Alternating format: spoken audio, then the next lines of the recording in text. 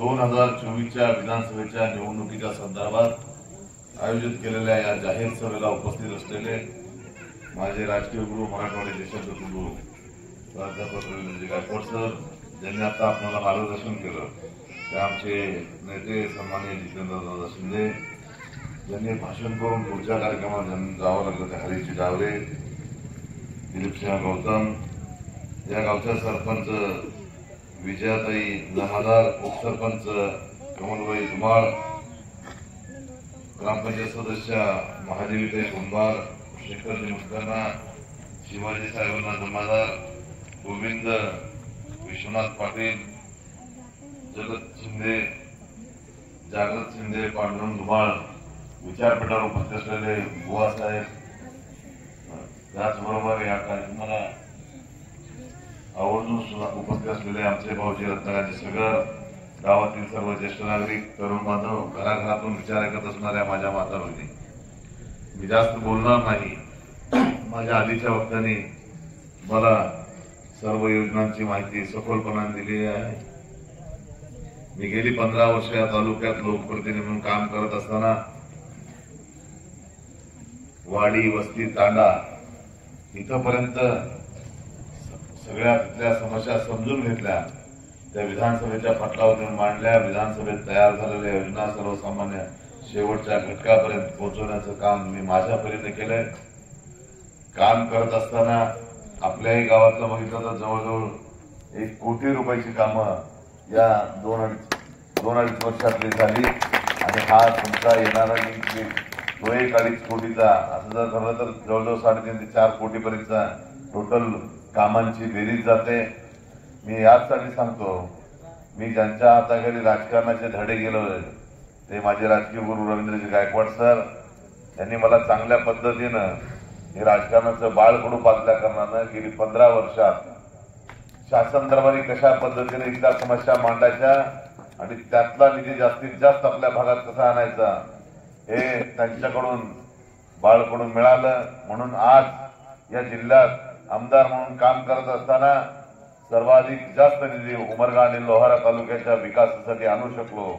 आणि त्या आणत असताना सरकारच्या वेगळ्या वेगळ्या योजनांच्या माध्यमातून आता दादांनी सांगितलं, मुख्यमंत्री माझी लाडकी बहीण ही योजना महाराष्ट्रात सगळ्यात मोठ्या संख्येनं ज्यांचे फॉर्म आपण भरले ते आमचे युवा नेते किरणजी गायकवाड त्यांच्या सर्व टीमने हा फॉर्म भरण्याचा कार्यक्रम गावोगाव घरी घरी जाऊन केला. म्हणून महाराष्ट्रात उमरगा आणि लोहारा तालुका 1 नंबरला आहे. 75,000चं उद्दिष्ट होतं तर आपण 97,000 जवळजवळ फॉर्म भरले. लाडक्या बहिणीचे पैसे आले का? जरा हात वर केलं तर सगळ्यांना कळेल की आले का नाही. म्हणजे बऱ्यापैकी सगळ्यांना पैसे आले. ज्यांना आले नसतील अशाही माझ्या बहिणींना मी सांगू इच्छितो, ही आचारसंहिता संपल्यानंतर पुन्हा तुम्ही फॉर्म भरा, पुन्हा तुम्हाला त्या योजनेचा लाभ दिला जाईल, हे या ठिकाणी नम्रपणानं सांगू इच्छितो. त्याचबरोबर कालच मुख्यमंत्र्यांनी उमरगा या ठिकाणी आल्यानंतर सांगितलं की त्या योजनेत तुम्हाला आता 1,500 रुपये मिळतात. विरोधक म्हणत होते ही फसवी योजना आहे, देणार नाही, ती रोजी खटखटात आहे, यांच्याकडे सरकार चालवायला पैसे नाहीत, बाकीच्या विकासाला पैसे नाहीत, हे भूलथाप आहेत. जेव्हा पहिला, दुसरा, तिसरा आणि 4था दिला नाही तर 4थ्या बरोबर एक पुढचा हप्ता ऍडव्हान्स मध्ये दिला, 5वा तुम्हाला, असे 7,500 रुपये तुम्हाला पोहोचले. तेव्हा विरोधकांच्या लक्षात आलं आता काय आपलं खरं नाही. आणि मग ज्यांनी तुमच्याबद्दल ओरड केली, कोर्टात जाण्याचा प्रयत्न केला आणि आज सांगतात की आम्ही तुम्हाला 3,000 रुपये देऊ. मुख्यमंत्र्यांनी घोषणा केली यानंतर या सगळ्या भगिनींना 2,100 रुपयाचा हप्ता पुढच्या कालखंडात एप्रिल नंतर येणार आहे. हे देणारे लोक आहेत आणि दुसऱ्या बाजूनं फसव्या आश्वासन देणारी मंडळी आहे. तेव्हा आपण खऱ्या अर्थानं विचार करावा. आपल्याला विविध योजनांच्या माध्यमातून कोणी या ठिकाणी सेवा आणि सुविधा पुरवल्या. एवढंच नाही, वृद्धापकाळ योजनेच्या अंतर्गत सुद्धा ज्यांना म्हणजे 1,500 रुपये मिळतात त्यांचीही वाढ करून 2100 रुपये देण्याची घोषणा या सरकारने केलेली आहे. खास करून आपल्यावर असलेलं शेतीचं कर्ज माफ करण्याची घोषणा या सरकारने केलेली आहे. त्याचबरोबर आपल्याला ज्ञात असेल आपल्या शेतीतलं कुठलंही नुकसान जरी न झालं तर दर वर्षाला आपल्याला केंद्र सरकारचे 6,000 रुपये आणि राज्य सरकारचे 6,000 रुपये, शेतकऱ्यांना 12,000 रुपये वर्षाला मिळतात की नाही 3 टप्प्यात. त्यातही आता वाढ करून सरकारनं 15,000 रुपये करण्याची घोषणा केलेली आहे आणि तेही पैसे तुम्हाला पुढच्या कालखंडात मिळतील. हे काम करत असताना दुसऱ्या बाजूने जर शेतकऱ्यांचं हित बघणारे हे सरकार आहे, 1 रुपयात पीक विमा तुम्हाला देऊ केला आणि आता या नंतरच्या पुढच्या 5 वर्षासाठी ज्यांच्या शेतात 3 HP, 5 HP, 7.5 HP पर्यंतची मोटर आहे अशा प्रत्येक शेतकऱ्याचं वीज बिल 0 असेल, एकही रुपया विजेचा घेतला जाणार नाही. हे झालं शेतकऱ्यांच्या शेतीतल्या विजेचा प्रकार होतं. त्याचबरोबर आपण जे घरात वीज वापरतोय त्या विजेचं बिल जरा समजा आकड्यात सांगायचं म्हणलं, तुम्हाला जर 100 रुपये येत असेल तर पुढच्या एप्रिल नंतर त्यात 30% सवलत देऊन ते तुम्हाला 70 रुपयामध्ये वीज बिल आकारलं जाईल. त्यातही सवलत देण्याचं धोरण या सरकारनं स्वीकारलेलं आहे. जास्त बोलणार नाही, तुम्हाला एक उदाहरण म्हणून सांगू इच्छितो. परवा परतीचा पाऊस झाला, शेतीचं खूप मोठं नुकसान झालं. मागच्या काळात गुगल गाय नावाचा आपल्याकडे गुगल गाय आली, सोयाबीनचं नुकसान होत होतं.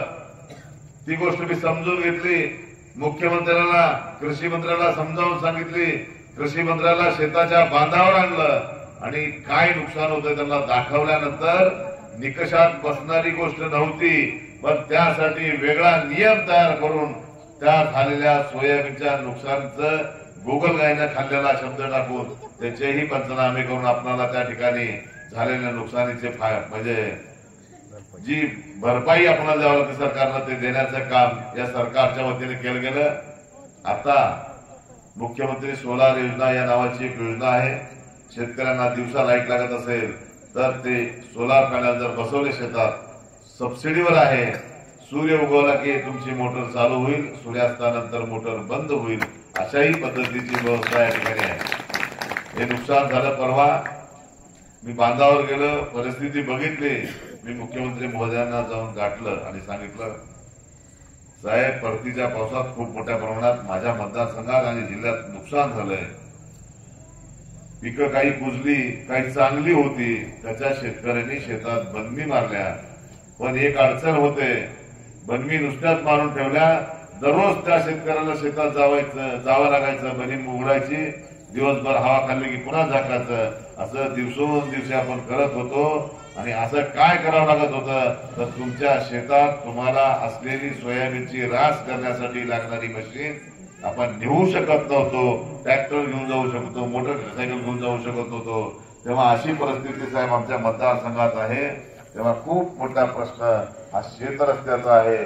तर आपण यासाठी काहीतरी धोरण केलं पाहिजे, ही भूमिका मी मुख्यमंत्र्याला मांडली. आणि जो जाहीरनामा आमचा महायुतीचा तयार झालाय त्यात मुख्यमंत्र्यांनी घोषणाच केली, 45,000 गावात पाणंदमुक्त रस्ते करण्याचं काम या सरकारच्या वतीने केलं जातं. या ठिकाणी मी मागच्या काळात शिवसेनेचा उमेदवार आमदार म्हणून तुमच्याकडे मत मागत होतो, पण आज मी महायुतीचा उमेदवार आहे. मागच्या काळात रवी सरांच्या कृपा आशीर्वादानं शिंदे साहेबांच्या मी महाराष्ट्राच्या विधानसभेत प्रवेश केला. 15 वर्ष काम करतोय. पण आज मी महायुतीचा उमेदवार असल्या कारणानं माझ्या समवेत भारतीय जनता पार्टी, माननीय बसवराजजी पाटील साहेब असतील, अभयभैया चालुके असतील, राष्ट्रवादी काँग्रेस, सुरेशदाजी बिराजदार, RPI आठवले गट, त्याचबरोबर डावरे साहेब आणि इतरही मित्र पक्षाची सगळी मंडळी आहे. तेव्हा तुमच्या गावातलं मताधिक्य निश्चितपणानं मला मागच्या काळात मिळालंय. आता ही सगळी मंडळी एकत्रित होऊन जर मतदान केली तर रेकॉर्ड ब्रेक या गावचं मतदान माझ्या पाठीशी राहणार आहे. आणि धनुष्यबाण या चित्रावरच आपलं मतदान राहणार आहे. ही खात्री माझ्या मनात आहे. माझ्या मनात कुठली किंतु परंतु नाही. का तर मी ती कामं केली म्हणून मत मागण्याचा नैतिक अधिकार सुद्धा मला असतो, मला प्राप्त झालेला आहे. म्हणून मी तुम्हाला ही विनंती करतोय की आपण माझ्या 1 नंबरच्या मशीन पुढील बटन दाबून, धनुष्यबाणापुढील बटन दाबून भरघोस मतानं विजयी करावं, ही विनंती करण्यासाठी मी या ठिकाणी आलोय. हे करत असताना दुसऱ्या बाजूने एक गोष्ट सांगू इच्छितो आपणाला एखादं चांगलं काम करून घ्यायचं असेल, एखादा चांगला स्वयंपाक करणारा माणूस असेल आणि गावात पंगत द्यायची असेल, तुम्ही कुणाला बोलवता? ज्याला चांगलं करतं त्यालाच बोलवतो का? चौक कुठल्याला करता त्याला स्वयंपाक कर जीव घालायचा असं करता का? तर या आमदारकीची विधानसभेतली या 15 वर्षातली म्हणजे माझं या आमदारकीचं ग्रॅज्युएशन कंप्लीट झालंय. 15 वर्ष मी ग्रॅज्युएट झालो आता त्यातला. आणि दुसऱ्या बाजूला बापूंनी सांगितलं त्याला जिल्हा परिषद लढवून माहित नाही, ग्रामपंचायत माहित नाही, पंचायत समिती, नगरपालिका नाही, एखादं सामाजिक काम करावं याची जाणीव नसलेला माणूस, पहिलीत असलेला पोरगा दुसऱ्या बाजूला आहे. तेव्हा तुम्ही काम पहिलीतल्या पोराला सांगणार का ज्यानं ग्रॅज्युएट झालंय त्याला सांगणार? हाही विचार तुम्ही करावा. मी अनुभवाच्या जोरावर आजपर्यंत या मतदारसंघातील विविध विकासाची कामं करण्याचा प्रामाणिकपणाचा प्रयत्न करून या तालुक्याला कशा पद्धतीने आपल्याला विकासाकडे नेता येतंय ते नेण्याचा प्रामाणिकपणाचा प्रयत्न केला. जी अडचणीची कामं आहेत ती होऊ शकत नाहीत अशी बरीचशी कामं आपण वेगवेगळ्या योजनांच्या माध्यमातून या मतदारसंघात आणू शकलो.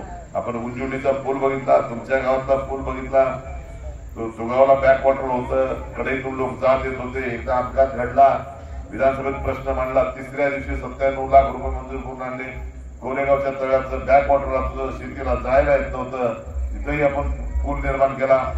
धाकटा लोहारा नावाचं गाव आहे, तिथं शेतकऱ्यांना जाय करण्यासाठी शेतीला एक ब्रिज लागणार होता. आम्ही एका कार्यक्रमाच्या निमित्तानं तिथे गेलो होतो. शेतकऱ्यांनी ती अडचण सांगितली. योगायोगानं माझ्या समेत एक ज्युनियर इंजिनियर त्या ठिकाणी होता. मी त्याला तात्काळ सांगितलं जाऊन बघून किती काय पैसे लागतात. त्यांनी जाऊन बघितलं आणि सांगितलं साहेब नदीचं पात्र लय मोठं आहे, तिथं किमान 1.5-2 कोटी रुपये तर सहज लागतील. मी त्याला सांगितलं, सगळ्या शेतकऱ्यांच्या लक्षात सांगितलं, पाहिजे तर तुझे कोण नातेवाईक असतील तर त्यांना विचारा. 1.5-2 नाही तिथं 2 कोटीचं इस्टिमेट कर. बाबूच्या सगळ्या वसुल्या तात्काळ 3 महिन्याच्या आत त्याला 2 कोटी रुपये मंजूर करून आणले. तो ब्रिज आज तयार झालेला आहे. तिथून शेतकरी जा हे करतात. आणि भविष्य काळात मी ज्या पद्धतीनं सांगितलं शेत रस्ते हा अजेंडा घेऊन काम करेन. मागच्या 3 वर्षाच्या काळात गाव तिथं स्मशानभूमी निर्माण करावी भूमिका माझ्या मनात होती आणि ती केली. एका अंत्यविधीच्या निमित्तानं उमरगात मी गेलो असता एक बाहेरील प्रतिष्ठित व्यक्ती त्या ठिकाणी उपस्थित होते. आलुरे गुरुजी तुम्हाला माहित असतील ते होते. आणि जेव्हा स्मशानभूमीत गेल्यानंतर आल्यानंतर सहज म्हणले गुरुजी ज्ञानराज म्हणून म्हणले, मीही त्यांच्या शाळेचा विद्यार्थी आहे, जवाहर विद्यालय अंदूरचा 10वी बोर्डिंगचा विद्यार्थी आहे. अरे म्हणले काय स्मशानभूमी ठेवली, सगळं गवत आणि काटेरी झाडं आहेत, काय तो विकास करत नाही. ही गोष्ट माझ्या मनाला लागली.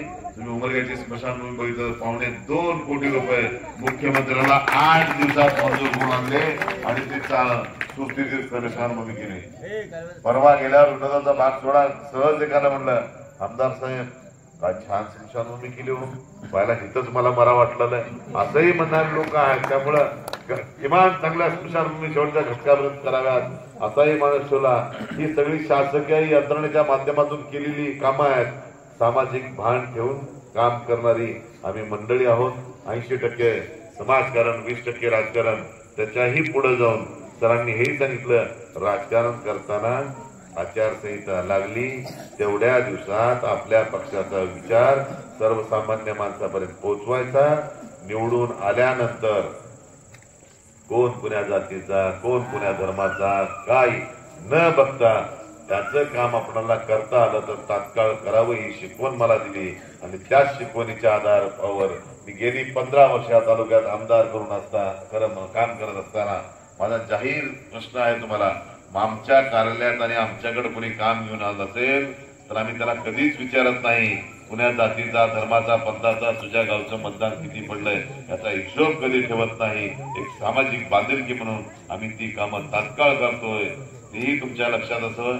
त्याचबरोबर मागच्या कालखंडात आपण कोरोना सारख्या महामारीला सामोर जात असताना आमचे युवा नेते किरणजी गायकवाड, तुम्ही घरात एकमेकाला बोलत नव्हतो, भाऊ भावाला बोलत नव्हता, बहीण भावाला, नवरा बायको सगळी नाती तोडून आपण अलिप्त राहणं, क्वारंटाईन राहणं अशा पद्धतीने आपल्या घरात राहत होतो. अशाही परिस्थितीत ज्यांना एकुलता एक मुलगा आहे रवी सरांना कोण सोडला नसता, सरांनी त्याला काम करत असताना किरणजी गायकवाडजी काम करत असताना आमचे नेते कोविड सारखं सेंटर उमरग्यात त्या ठिकाणी चालू केलं. सगळ्यांना त्या ठिकाणी जमा करून त्यांना औषध उपचार देण्याचं काम केलं. सर्वाधिक जास्त त्या ठिकाणी राहणाऱ्या क्वारंटाईन लोकांना मदत करण्याचं काम, जेवणापासून ते सगळी व्यवस्था, त्यांना लागणाऱ्या गोळ्या, त्याचं ही गोष्ट जेव्हा लक्षात आली तर गावोगाव जाऊन हा आजार होऊ नये म्हणून आर्सेनिक नावाच्या गोळ्या होत्या त्याही पोचवण्याचं काम केलं. टेम्परेचर तुमच्या घरात येऊन मोजण्याचं काम केलं. आणि त्यात कोणी क्वारंटाईनचा कोरोना झालेला सापडला की त्याला उचलणे, नेणे, सेंटरवर ठेवणे, जोपासणे, अशा पद्धतीने सामाजिक बांध ठेवून आम्ही काम करणारी मंडळी आहोत. याही गोष्टीचा कुठंतरी विचार करा. आणि जाहीरपणाने सांगू इच्छितो, जिथं जिथं म्हणून संकट आलं असेल गावावर कुठं, तिथं तिथं म्हणून शिवसैनिकच तुमच्या कामाला आलेले असतील.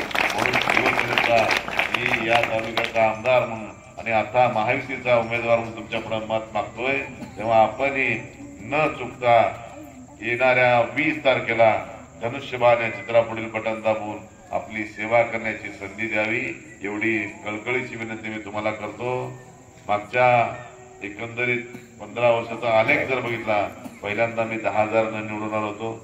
कामं केली, लोकांना आवडली म्हणून 17,500 मला मताधिक्याने निवडून दिलं. पुन्हा त्याही पेक्षा चांगली कामं केली म्हणून 25,000 मताधिक्याने निवडून दिलं. आणि आता तर जिल्ह्यातलं रेकॉर्डच आपण तोडून सर्वाधिक जास्त चांगली कामं करण्याचं काम आता केलेलं आहे. तेव्हा झालेले 3ही रेकॉर्ड तोडण्याचं काम तुमच्या हातात आहे. तेव्हा तुम्ही सगळ्यांनी मिळून धनुष्यबाणाच्या पुढचं बटन दाबलं तर निश्चितपणानं तेही रेकॉर्ड तोडेल. आणि माझं खास करून सगळ्यांना सांगणं असेल, पहिल्यांदा आज तुम्ही सगळ्या घरच्या मंडळींनी धनुष्यबाण या चित्रावर मतदान करण्याचा संकल्प करा. मग उद्याला तुमच्या शेजारी राहणाऱ्याला ही गोष्ट सांगा, परवा गल्लीत राहणाऱ्याला सांगा, चौथ्या दिवशी अख्ख्या गावाला कळल धनुष्यबाणाशिवाय आपल्याला मतदान करायचं नाही.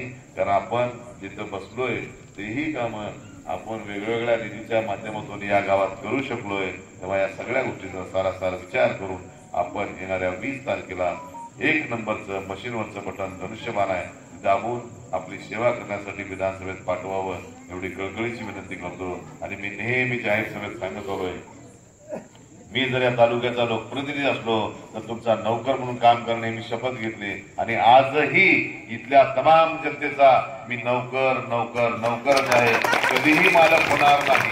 आणि दुसरी गोष्ट सांगितलं, मी तो उपस्थितांपैकी कुणाचा तरी लहान भाऊ असेल, कुणाचा तरी मोठा भाऊ असेल, कुणाचा तरी मुलगा असेल, कुणाचा तरी नातू असेल, एवढ्या जवळीकतेच्या नात्यानं आजपर्यंत मी सगळ्यांशी ती कौटुंबिक नाती जोपासून वागण्याचा प्रामाणिकपणाचा प्रयत्न केला. तर याच नात्याला वृद्धिंगत करण्यासाठी आपण धनुष्यबाण या चित्रापुढील बटन दाबून मला विजयी करावं. जय हिंद, जय महाराष्ट्र.